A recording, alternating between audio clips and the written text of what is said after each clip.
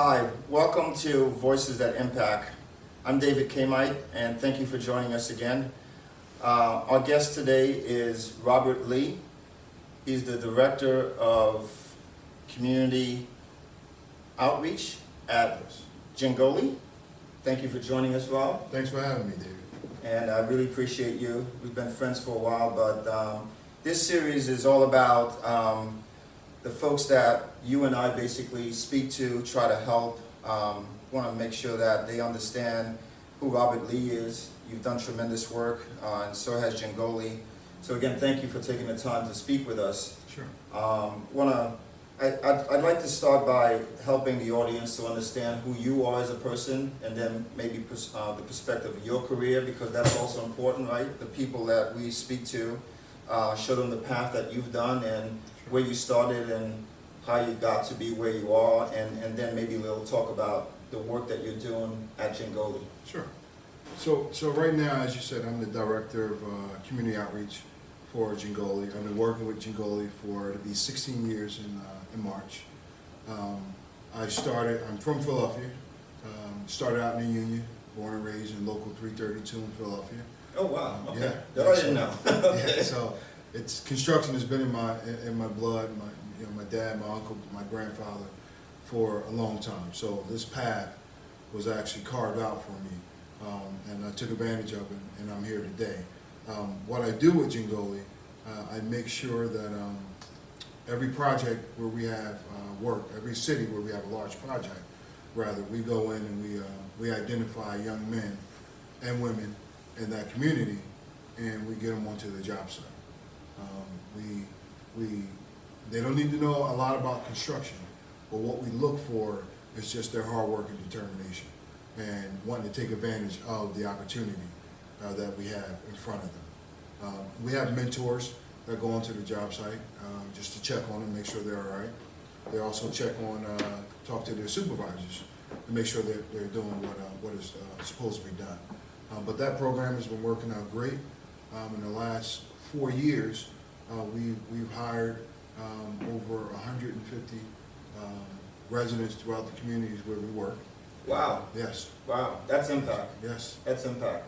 So if I could interrupt for a second, so I know a little bit about what you do in terms of that outreach component, but I know you've shared in the past, literally that you'll go out and find kids on the street and go to various community centers, various churches, Right. various community centers, etc., and start there. Can you talk about that again? Because to me, that, if I understand it right, that is really true outreach in the community. Exactly. So we go into like you said, we go into the community. We look for that community leader that had a strong impact in that community. We go to the faith-based organizations. So if that young man or woman is not in the congregation, the pastor at least have a connection with his mom, his grandma, Right. his granddad has been in his congregation for the last 40 plus years. So it helps us. The reason why we go into the community because it helps us make that connection. Got it. Because on the job site, it's usually a typical construction job site is 6:45 to 3 o'clock. Right. That community leader or that faith-based organization helps us in overseeing and making sure that that young man and that woman is prepared and getting ready for the next day. Now, what if, so you're interviewing the community leader, if you will, there must be some sensitive topics, some sensitive questions, some sensitive backgrounds, because some of these communities are a little bit more challenging, if you will. How do you take into account those that have some historical, what I would call challenge backgrounds? Is that important, or I've heard in some of the things that you guys have done that what's important is moving forward, not as much as what the history is. Can you Exactly. speak to that a little bit? Sure. So when we go into the communities, the background is their past. Right. Our goal is for them to see that it's a new start. It's a new day working for Jingoli or working in the construction industry. Right. On that career path to being in the construction industry. Would that include, I'm sorry to interrupt, would that include somebody that had a criminal history as well as a drug history? That's correct. Wow, Criminal history, drug history, it doesn't matter to us. I mean, Right. obviously, for safety reasons, Right, when you come onto the job site, the first thing you do is take right, a drug test. right. But if there is history in criminal, and we don't care how many years you did, what you did, it doesn't matter to us. So that's pretty much like a second chance. Exactly, Right, exactly. Right. And we, like I said, over 100-something people took advantage wow, of that second chance. right. And we're constantly looking for more on major projects that we have in the future. So you take someone that you mentioned that it's not important that they have a background in construction. So now there's obviously a training element, and you guys are a union shop. Or is there a path towards that, and what does that look like, and what does that period look like? So so we have our own pre-apprentice program. Okay, So it's called Train to Hire.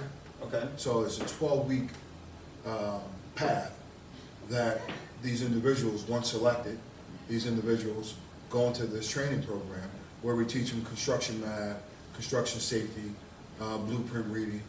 We invite some of the union carpenters to come out, talk to them about carpentry, how to get into the union. The electricians come out, some of our subcontractors that are electricians, they come out, talk to them about the electrical union, the career path, and being an electrician. So that class goes all the way through, and part of that class also, we start talking about your soft skills, financial literacy, resume writing, interviewing. All of that is within that 12-week course, which is 5 days a week, 7 to 3:30, as if you're on the job site. and you guys are sponsoring all that? So we sponsor that. Wow, wow. And how many is typically in the group? 5, 10 at a time? So what we try to do, what we don't want to do is go into a community, have a huge job fair, where Right. you have 400 people come out, Right. and there's only a handful of jobs. Right. So what we know, what we identify is the size of the project, how many subcontractors we're going to have on a project. Each subcontractor is going to have one of these individuals. So it's Oh, I usually see. 15, no more than 18 in this class. So you have a trajectory where you're gonna match, Correct. right, okay, got Match it, that individual with either Jingoli or the subcontractor. or the subcontractor. Yes. How has the reception of these subcontractors with the program, right? So- Is there pushback? So there isn't pushback. There is not. There is not pushback because we have a contract in the hand. Right, And with the contract comes the compliance? the compliance with this Right. young man or woman. Right, And, when that marriage happens, they have to identify somebody within their organization to have the patience and understanding to work with these individuals. got it, got it. So it's been working out great.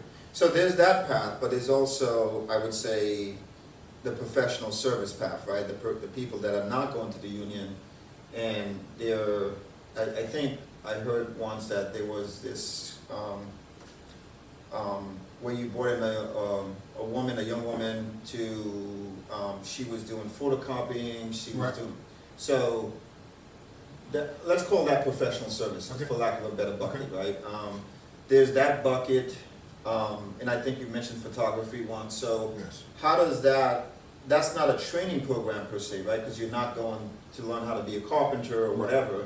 That's It's more about on the business end. that's on the business side? Correct. So you have a unit that focuses on that as well, That's correct. all underneath what you're All doing? underneath I got it, our community outreach competitive edge program. got it, got it. So once we identify the individuals, then we go even further and identify local women-owned, minority-owned businesses Right. within that community. Got it, got it.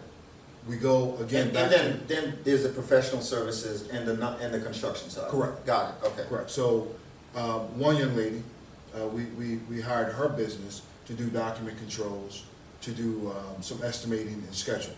Right, Another young lady who owned the printing company, she did all of our blueprints, all of our printing of the blueprints for that particular job? for that particular job. Right, And that helps them build and grow their business. These jobs are, from 50 million to, $1.2 billion. Right. You know, so you can only imagine the documents Right. and the blueprints and the copying that needs to be made. There's a lot of work. It's a lot of work. There's a lot of You know, work. so, and if she needs assistance, you know, we'll give her assistance, the young lady who owns the Right. blueprint, the copying company. Wow, that's You know, terrific. And, Right. and our goal with that is that now that we give her enough work, we ask her to hire somebody within the community to help her with that work. Got it. You know, and that's the same as small as the pizzeria across the street. So I consider what I just said inside the construction fence. Then outside the construction fence are your pizzerias, your local tire shop and mechanic shop. Instead of running to Home Depot, we run to the hardware store that's been in the community for the last 40 years. Right. You know, pizzeria, every Friday, you're gonna have from 100 to 400 workers all of a sudden on this job site with a pizzeria right across the street. Wow. So every Friday, we ask Right. that you go support that pizzeria. So, And it's whether or not he can handle 400 people. right. So in that case, Right. he hires individuals within the community to help him with that order. Wow. You know, for that day or for that week to prepare for that order. And these projects are usually, anywhere between 2 to 4 years. That's a massive blueprint where you're really impacting the community in Yes. terms of jobs, because And keeping all the economic dollars in that as community. much as possible in that Right, community. right. Because often, as you know, in the work that we do under the KMI Group, MBDI, and C5, working with other majority firms, if at best, I would say that we see this focus on perhaps the business side, Right. but they don't look at the ripple effect of how you guys look at it and what you do in terms of as simple as impacting the pizza store, Right. right? Exactly. That's Or the car wash, or, Yes. or whatever it is, right? Yes. All that equipment is there, and I'm sure that you buy locally as well, as much as possible. That's correct. All that stuff that goes there, and that's what's really impactful. I mean, really changing the community, and so that's fantastic. Let's go back to the business side, right? Mhm. So you've got some young contractors. So now we know there's an individual focus in terms of developing someone through your 12-week program, but on the business side, you're looking at different businesses in various stages, whether it's startup or whether they've been around 3, 4, 5 years and they can't get to the next level. And now they're a subcontractor of one of your primes or direct to Jingoli? So- one or the other? So our goal is to make them a sub to us, To you? to Jingoli, not a sub to a sub. That's Right. where they kind of get lost. Right. And we gotta really pay attention to make sure that subcontractor is treating them fair. Got it. So majority of the businesses within that community are subs to Jingoli. So now I'm working on a pretty large project, and one of the things I've told the CEO already, and he's in the design phase of the project, and I won't mention the large, sort of your competitor, the large CM at risk that's involved. But from my vantage point and what I do in trying to get people pre-qualified on the job is on my side, once the packages are set, right? And this is a job that's $8 billion. Once the packages are set, the argument is we administratively, financially can't break them down to hire minority firms because it's not feasible. And then secondly, we know that a lot of firms are not going to pre-qualify because, as I do stuff around the country, the majority of contractors, right? The majority of contractors, MWBE or not, are less than $5 million in revenue. Right. So when you look at these packages that come out at 50, 75, 100, there's a natural attrition of getting rid of a lot of people to begin with, and then a lot of the primes and whatever, whether they're electrical primes and whatnot, even then they make the argument, I've got a $50 million package, it's not worth it for me to break down. But you're saying you'll look at it from a very different approach. Correct. And that, your philosophy, or Jingoli's philosophy is, and you mentioned that you're doing jobs from 50 to 2 billion. So we're in the same scale, right? Just to make sure we're on the same page. So you've got whatever package it is, carpentry, whatever, Right. you're looking at it that there is an opportunity for a $500,000 package, a 300 or a million or whatever it is to sort of match Correct, that opportunity with the firm that you're developing and to do it directly. correct. So so when I hear contractors, our competitors, come with that story, Right. that it's, it's impossible, we can't find, it takes more time.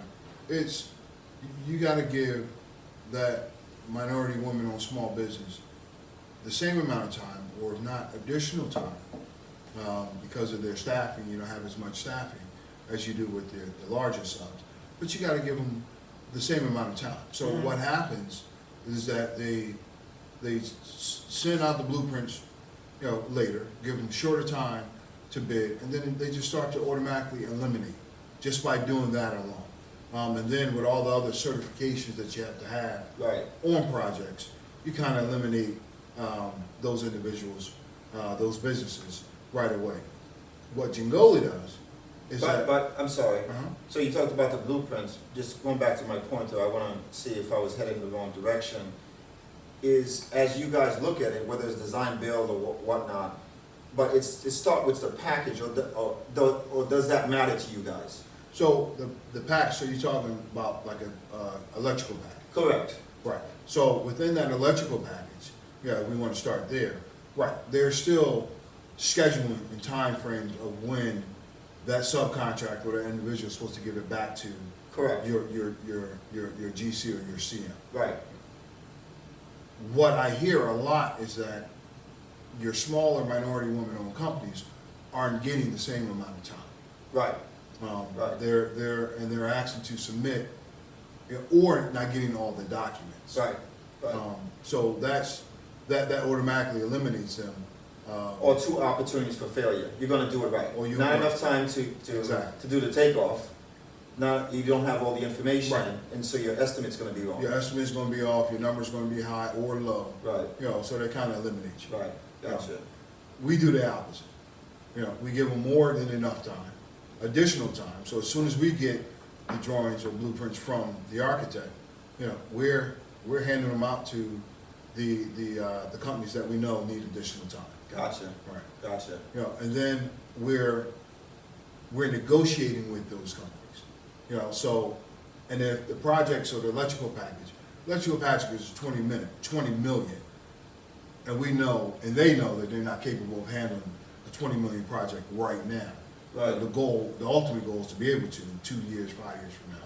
But if they're unable to handle it right now, then I get my estimators, because I'm an estimator by trade, Right, I get my estimators to identify and break out smaller package within Within that that 20. electrical package, within that 20 million, based on their capability. gotcha. So if they're capable of doing $1 million, then we break out $1 million worth of, whatever electrical, it could be lighting, it can be, Right.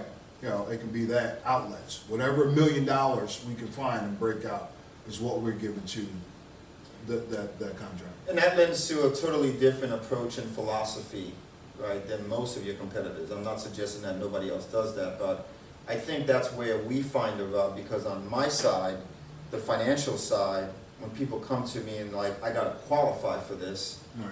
I'm like, listen, the window is 3 days, right? And me trying to get someone pre-qualified for bonding, insurance, and working capital, you don't have enough time, Right. and your numbers are all over the place, and by the time I go to my third party, it doesn't look right, Right. right? And often, so let's just talk about that pre-qualification, because I know you guys, that's the intangible way of looking at pre-qualification, right? Which is giving people time, making sure that your estimator is willing to work with them Right.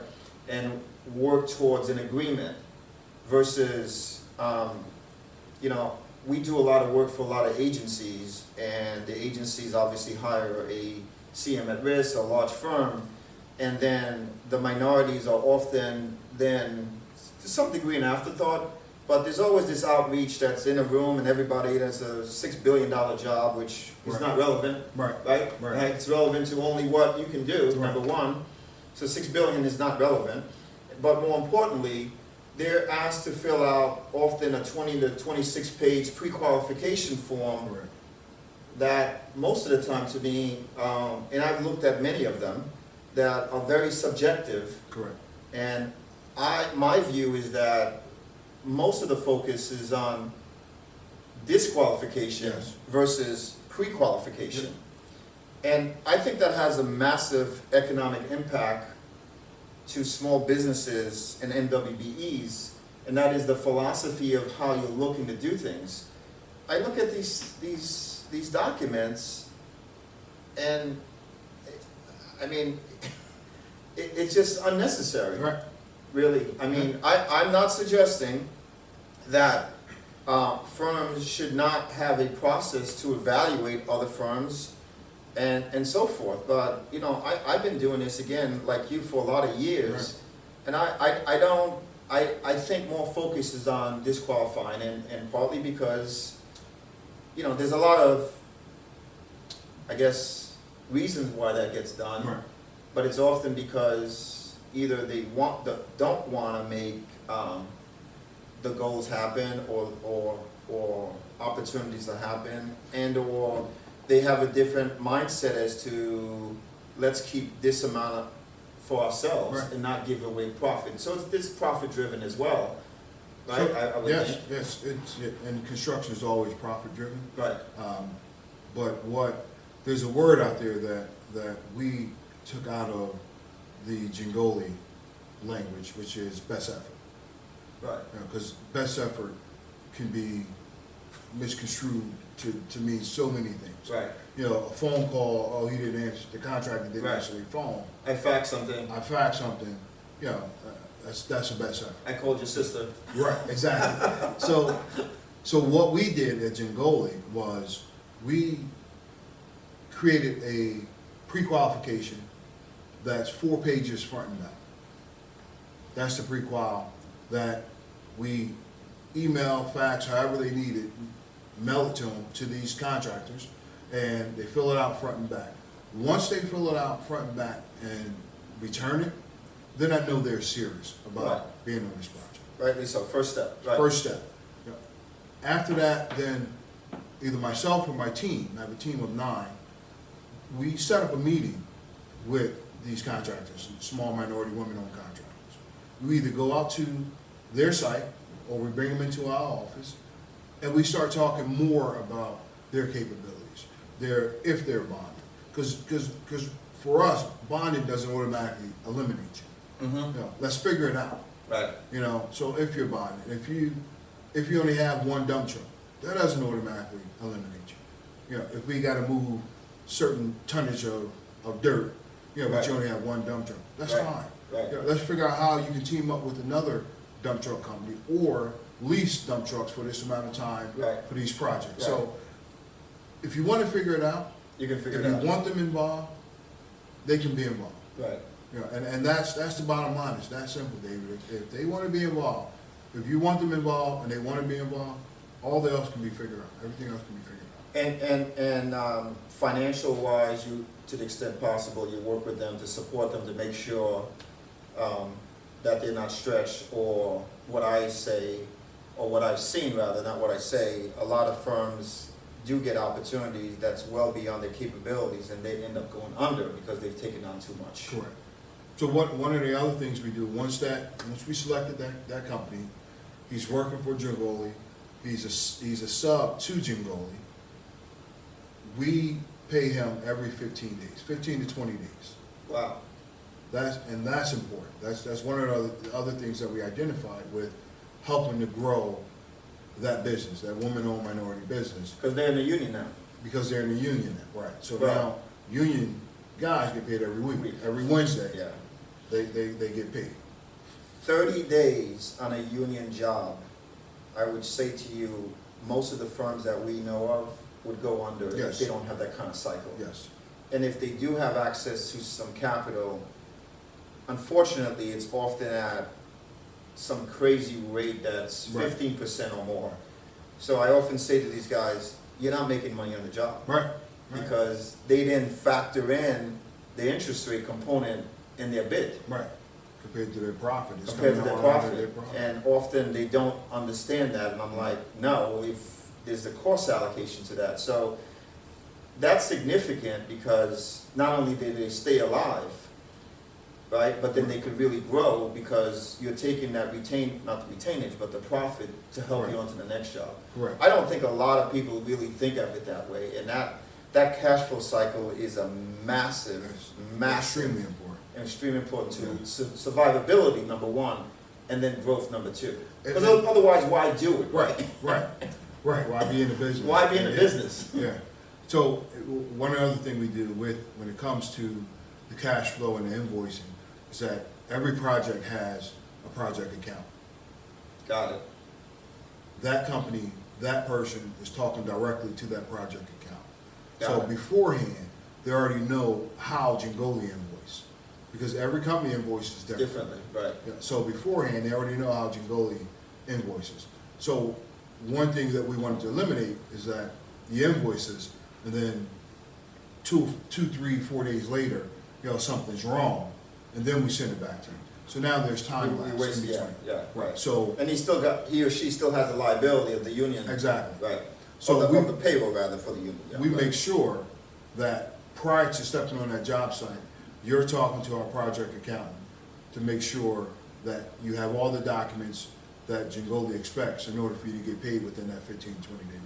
And that's further assistance. So one of the other areas I wanted to touch on is, you're a union shop, you got a small firm that's involved, maybe new to the union. Right. And we know in terms of profit margin, it's often about productivity Correct, and whether or not, you have the right people that's supporting you. correct.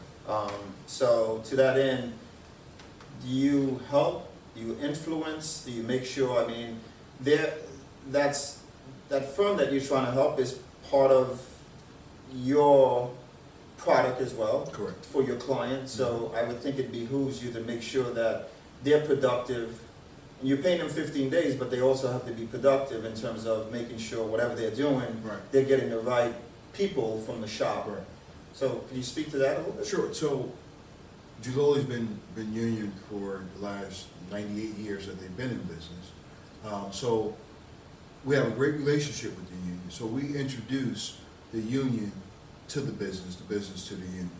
Got it. Because of our relationship, the unions are very open to support any company that Jingoli is supporting. And that just speaks volumes alone. Wow.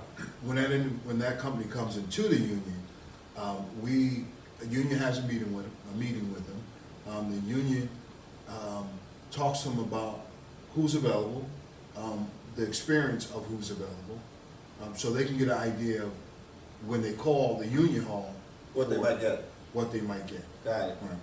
One of the other things that the union has been helping us out with is these businesses usually already have their staff, their workers. Right. We get their workers into the union as well. Got it. Right. So it's if they have 4 workers, it's like a 4-to-1. The ratio will always change Right, depending on right. the union, but he can have those 4 workers if you can take 1 or 2 of my union guys that are on the bench. Is that because of the project labor agreement or because of the union's rules?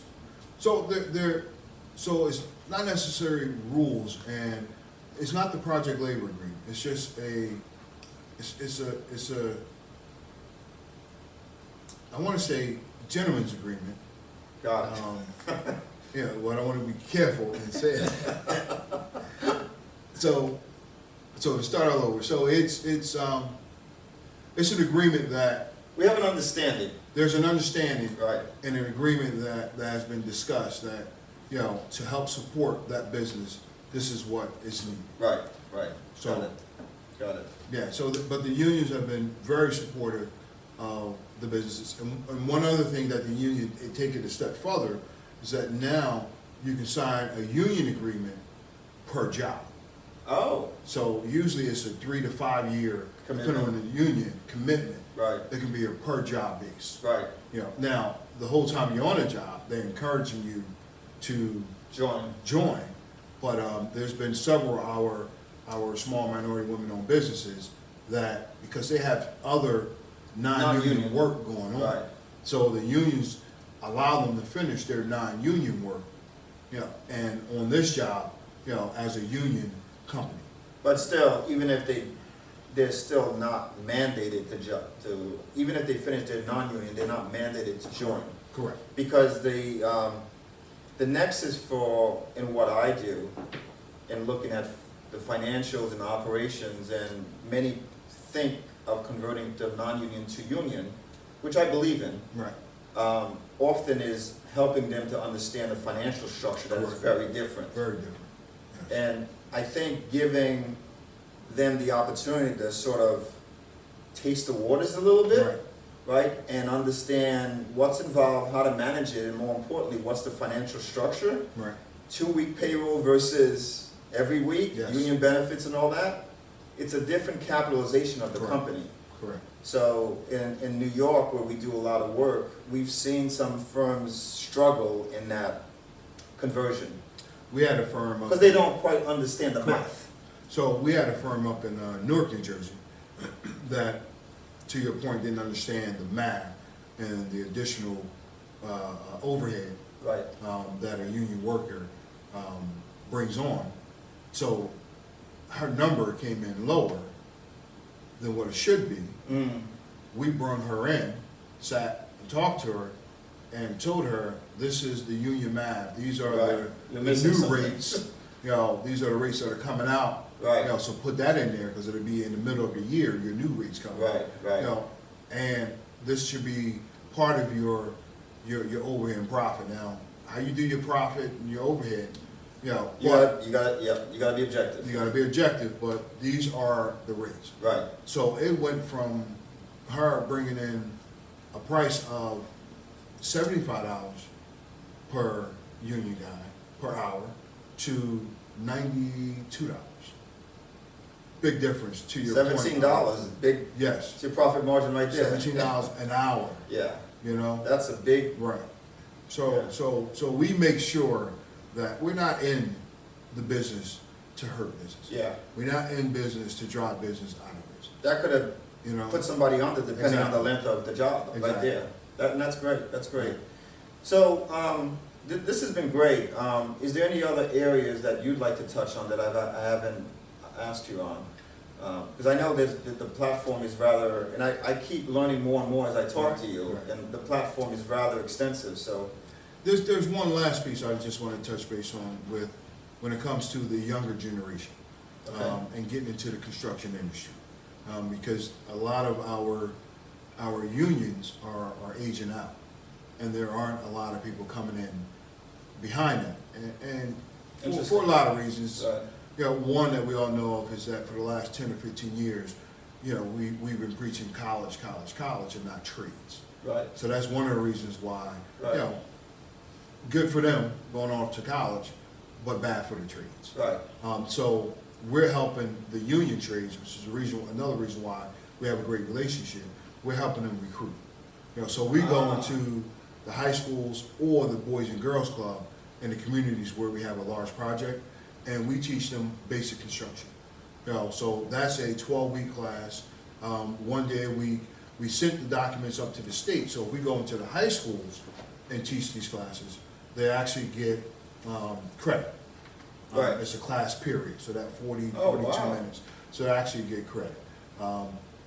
Reason why we're going to the Boys and Girls Club is because some of these cities have a lot of high schools. right. So Boys and Girls Club, you can usually pluck from Right. each high school to go to the Boys and Girls Natural Club. recruiting place. Natural recruiting place. Right. So, and we teach them, like I said, basic construction, math, blueprint reading. We give them job site tours.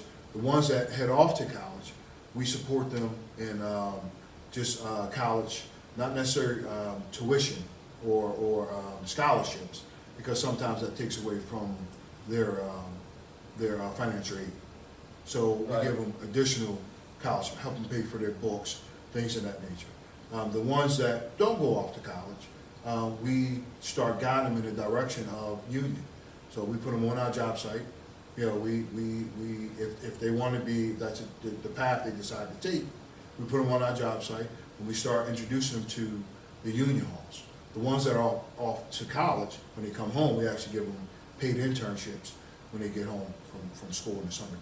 This is what I truly see as investing in the community, That's correct. investing in people. That's correct. Because, I mean, that's tremendous. Yes. That's a massive, those are hard dollars that you guys are putting out. Time, Yes. resources, energy.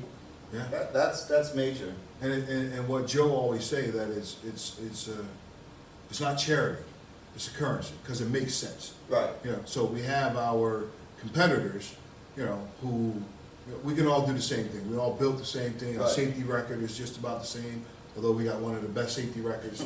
Yeah, but our safety record is about the same. Our staffing and the knowledge, our PEs that we have on staff, but we have that piece, that Gotcha. community outreach competitive edge. That's why we Competitive edge. call it competitive edge, because it gives us an edge Right. on our competitors. But you don't mind other people following your lead. We want this to be the industry norm. Wow.